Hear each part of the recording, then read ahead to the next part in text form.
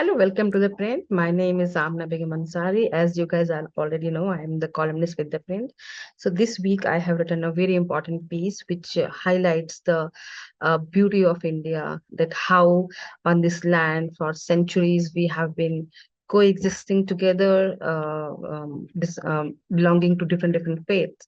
So the India, the one Hindu majority land, has a six major faiths living together, and we see around the world, and we can see that even two a religious community are not being able to coexist peacefully and facing a lot of problem.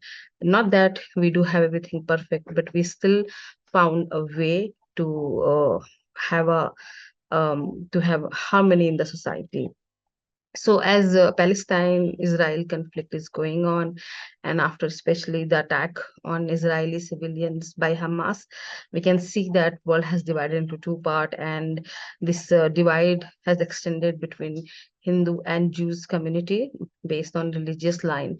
So I thought to dwell the relationship between Indian Muslims and Indian Jews, and I found a very fascinating history between both community, which I have penned down in my article.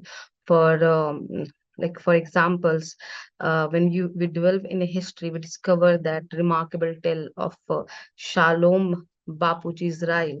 So he was an Indian Jew who who served as a Kharbari or prime minister at Nawab Siddi Ahmed Khan's court in India. And India is a land where you can see that we accept an African Muslim as a Nawab, as a king, and his prime minister as an Indian Jews. And it also tells us a story of power sharing that time between Jews and Muslims equally. So that's a beautiful story. Apart from that, if we see the history of Bani Israel uh, Jews, we can see that they have learned so much from Indian Muslim that they have adopted so many religious words from Islamic term for for prayer.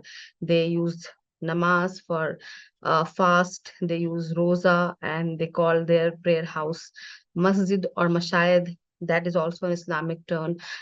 So we can see there is a history of beautifully coexistence between two country, not coexist two community, not only coexistence but exchanging each other their own customs, their own learning from each other basically. And not only that, the only Hebrew professor in India is a very devotive in Muslims.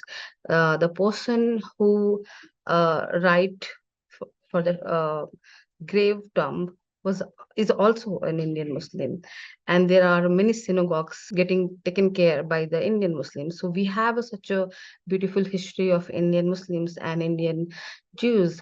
Uh, so when we go into the dwell into the history, and we see that we have been having this beautiful coexistence between two community, the also questions arises that why now Indian Muslims are more aligning with uh, Arab Muslims rather than caring about their own Indian identity.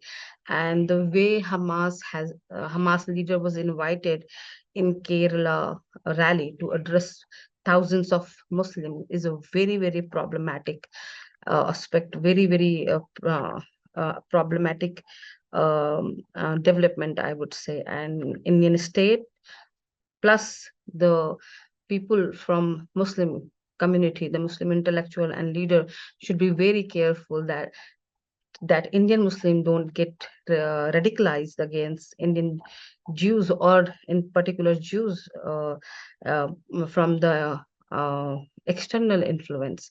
So please go read my article and give whatever feedback you have. Thank you.